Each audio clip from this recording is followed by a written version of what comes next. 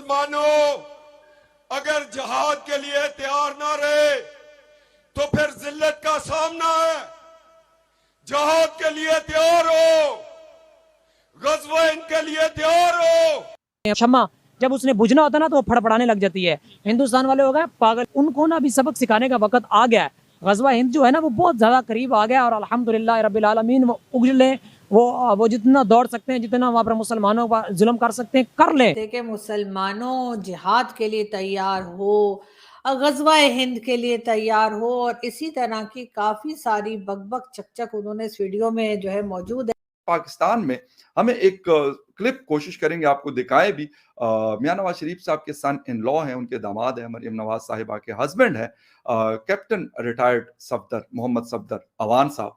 उनका एक क्लिप आया है और वो कह रहे हैं कि जी अवाम जो है, अवाम नहीं बल्कि मुसलमानों, कहते जाग जाओ, तैयारी करो गज़वा हिंद की और इन सारी चीजों की। देख रहे हैं गज़वा हिंद का।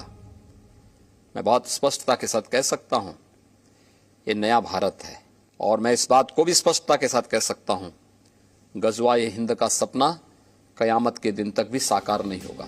यह है कि यहाँ पर सिर्फ हिंदुस्तान ही थे, मुसलमान तो यहाँ पर थे ही नहीं, और अगर वो थे भी तो वो राई के दाने के बराबर थे। ऐसा हम क्यों मान ले? अगर वो लगा सकते हैं तो कल को यहूदी उठाएंगे, वो कहेंगे जी हमारा मक्का छोड़ो, मक्का तो हमारा है। हम भी यहाँ पर मैप लगा रहे हैं। एक दो दिन ना पहले।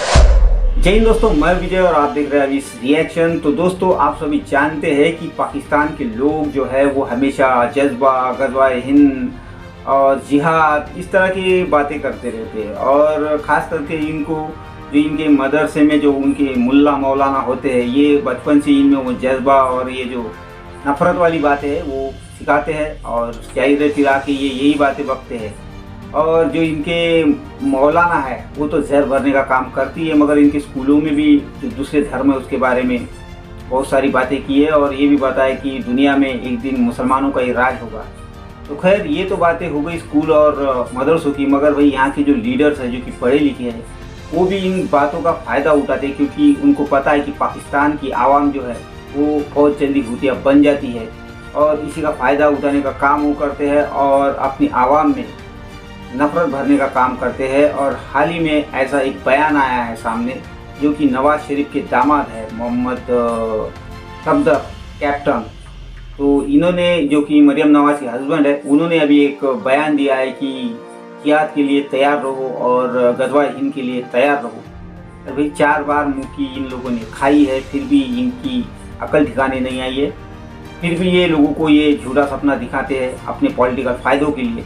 मगर इसके ऊपर पाकिस्तान के जो समझदार लोग हैं या पाकिस्तान के मीडिया में जो लोग कुछ बुद्धिजीवी है, वो इसको लेके एक खुले दिल से अपना जो ओपिनियन है वो रखते हैं। तो उसी को लेके आज की वीडियो है। तो जो पाकिस्तानी मीडिया इसके ऊपर क्या कह रहा है और लोग क्या कह रहे हैं, ये आज हम इस वीडियो में देखेंगे। तो चलिए करते हैं वीडियो को शुरू। मगर वीडियो शुरू करने से पहले जो व्यूअर्स हमारे चैनल पर नए हैं उनसे रिक्वेस्ट करूँगा प्लीज़ हमारे चैनल को सब्सक्राइब कीजिए, वीडियो को लाइक और शेयर ज़रूर कीजिए। तो चलिए करते हैं वीडियो शुरू। वो आपने ना एक मिसाल सुनी होगी या बात चीज़ देखी होगी, जब वो आखिरी होता है ना, वो क्या कहते हैं उसे, वो मोमबत्ती का वो लाइट किया और शम्मा जब उसने बुझना होता ना तो वो फड़फड़ाने लग जाती है। हिंदुस्तान वाले हो गए पागल, उनको ना भी सबक सिखाने का वक्त आ गया है। गज़वा हिंद जो है ना वो बहुत ज़्यादा करीब आ गया और अल्हम्दुलिल्लाह रब्बिल आलमीन वो उगले वो जितना दौड़ सकते हैं, जितना वहाँ पर मुसलमानों पर जुल्म कर सकते हैं कर लें।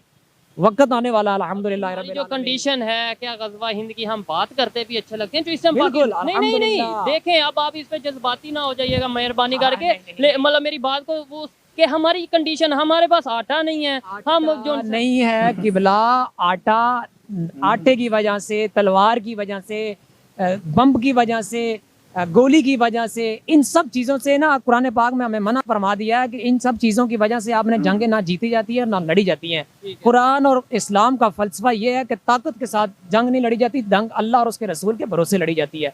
आटा हो या ना हो, हमने गज़वा हिंद लड़ना ही लड़ना है। वो आज लड़े या कल लड़े। ठीक हो गया। मतलब ये अभी 4 जंगें हमारी हुई हैं जो उसमें हमें सबक सीखने की जरूरत थी या ये चीजें थी। हमें क्या, आपको क्या लगता है हम पीस की बात कब करेंगे? पीस अमन की। इस्लाम के अलावा और कोई पीस वाला नहीं दीन।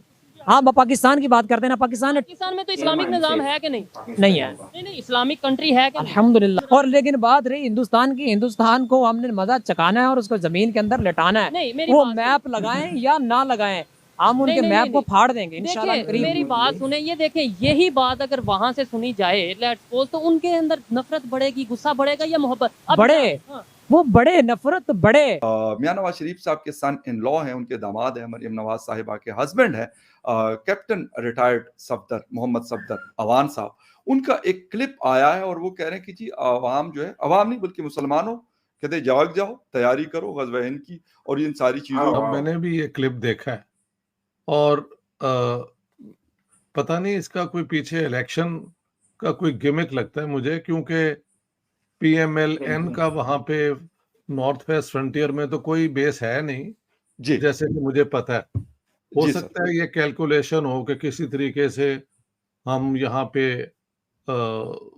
सिंपथी जो है लोगों की ना अपनी तरफ कर लें, क्योंकि शहबाज शरीफ और नवाज शरीफ ने तो कोई ऐसी बात नहीं की and he just a retired captain. इनकी कोई ना पोजीशन थी ना कुछ, except that he is a relative of the Sharif family.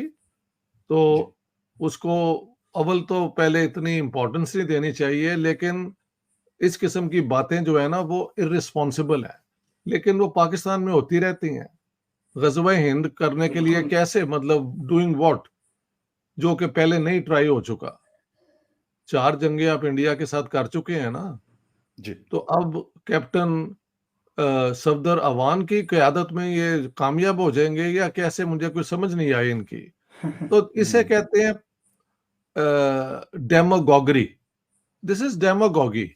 इसके अंदर कोई मतलब ये इस किस्म के बयान अगर पहले हाफिज सईद साहब देते थे तो वो अंदर है, अब इन्होंने ये शुरू कर दिया है, तो must be some expression of के पीएमएलएन का कोई बेस वहां पे बन जाए नॉर्थ वेस्ट फ्रंटियर यानी खैबर पख्तूनख्वा में। इसके अलावा इसकी कोई वैल्यू नहीं है। I don't understand. अच्छा ये सर लोग और भी ऐसी बातें करते रहते हैं, तो ये आम होती रहती हैं, इसका कोई से अहमियत नहीं देनी चाहिए। हाँ जी बिल्कुल सर, मैं थोड़ा सा ये क्लिप सर दिखाना चाहता हूँ यहाँ पर कि थोड़े से हमारे व्यूवर्स भी देख ले, फिर आपसे कुछ एक दो क्वेश्चंस है जो मैंने आपसे पूछने हैं सर। का सामना है, जहाद के लिए तैयार हो, गज़वा इनके लिए तैयार हो। मुसलमानों, अगर जहाद के लिए तैयार ना रहे तो फिर जिल्लत का सामना है। जहाद के लिए तैयार हो, गज़वा इनके लिए तैयार हो। हाँ अच्छा सर, बात ये नहीं है कि ये क्या कह रहे हैं, मुझे इससे भी कोई मसला वो गरज गायद नहीं है, लेकिन सर यही लोग अपने बच्चों को ऑक्सफोर्ड यूनिवर्सिटी से, कैम्ब्रिज से और कहां से, बहुत अच्छी बात है, मैं कहता हूँ इससे अच्छी जगहों पे पढ़ाएं, साइंस एंड टेक्नोलॉजी सिखाएं और हम उसमें एक्सेल करें, आगे बढ़ें। इनका इलाका है सर, ये हजारा डिवीजन से 4 दफा एमएनए इलेक्ट हो चुके हैं। अच्छा आज तक कोई एक ऐसी खुद के चीज जो बच्चे इन्होंने बने वहां हुए पे हैं भाई। बताई हो कि हाँ यार ये मैंने वहां की आवाम के लिए, कि वहां के लोग भी आके और दुनिया में अपना जिसे कहते हैं शेयर डालें। सर अपने बच्चों के लिए ये कहते हैं कि बड़ी बड़ी वेस्टर्न यूनिवर्सिटीज हो, और दूसरों के बच्चों के लिए कहते हैं जी जिहाद है तो गज़वा हिंद है तो फलां है तो जिहाद वही ढिमका। ना, क्यों?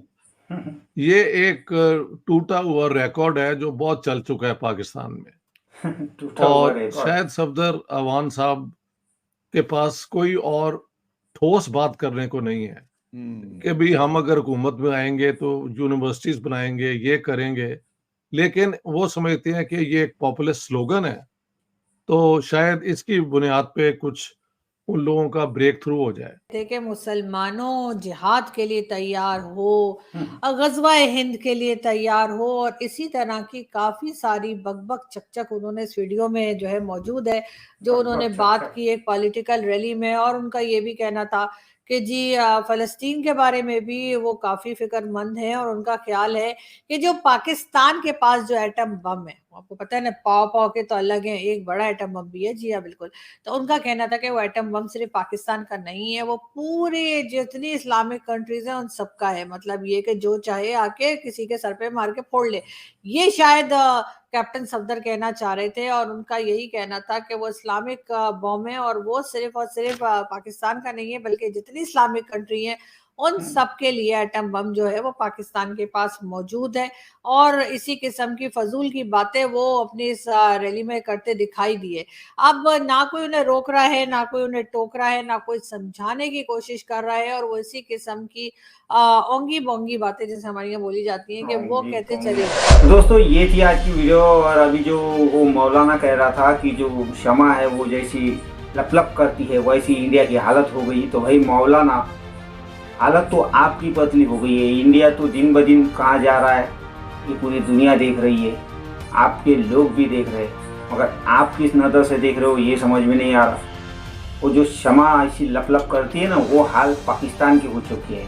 दर दर भटक रहे हो, आज तक इतने सालों में कर्जे के ऊपर जिंदा हो, फिर भी गज़वाए हिंद एक दिन होना ही है। यार ये सपना भूल जाओ, तुम जल्दी सुधर जाओ, इंसान के बच्चे बनो, दुनिया के साथ कदम से कदम मिला के चलो। अगर सिर्फ इस्लाम, गज़वाए हिंद और जिहाद ये बातें जिस तरह से आप करते आए हो उसी तरह आपका हाल हो चुका है। तो ये आपको खुद को देखना चाहिए कि हालत पतली किसकी हो पड़ी है। और जो अभी जो दूसरे भाई साहब ने कहा कि एक ये जो गज़वाए हिंद का टूटा हुआ रिकॉर्ड है, तो बात सही है। ये जो हमेशा ये जो वहाँ के लीडरान है ये जो बातें करते हैं, ये टूटे हुए रिकॉर्ड की बातें होती है भाई वहाँ पे। तो ये बात पाकिस्तानी से कहूँगा कि ये सपना देखना बंद करे कि ये गज़वाए हिंद होगा और जिहाद होगा। भाई अपनी इकोनॉमी जो है उस पर ध्यान दो, तरक्की करो। अगर आप इस जिहाद के चक्कर में और गज़वाए हिंद के चक्कर में पड़ोगे तो अपने मुल्क का ही नुकसान कर बैठोगे। पहली हालत अपने पाकिस्तान की बहुत ख़राब हो चुकी है। तो जो पढ़े लिखे हैं मैं तो उनसे यही बात कहूँगा कि ऐसे इन लोगों को, ऐसे जाहिलों को, ऐसे मुल्लों को उनको सुधारने की ज़रूरत है और इसे आप सुधार सकते हो। नहीं तो ये आने वाली जो जनरेशन है उनको और मज़ीद ख़राब करेगी। अभी तो बहुत ख़राब करके रखी है इन जैसे लोगों ने, मगर आने वाली जनरेशन को भी ये और ख़राब करेंगे। तो इन जैसे लोगों का बायकॉट करो और इनको सही रास्ते पे लाओ, जो पाकिस्तान के पढ़े लिखे और जो अच्छे इंसान हैं। मैं उनके लिए ये बात कह रहा हूँ। नहीं तो पाकिस्तान का बेड़ा जो गर्क हो रखा है ना, तो इन जैसे लोगों ने लोगों को दिमाग में जो नफरत और जहर भरने का काम किया है, तो ये ऐसा ही जारी रहती है। तो खैर ये थी आज की वीडियो दोस्तों। आशा करता हूँ आप सभी को अच्छी लगी होगी। चलिए चलते हैं, मिलते हैं अगली वीडियो में। तब तक के लिए जय हिंद।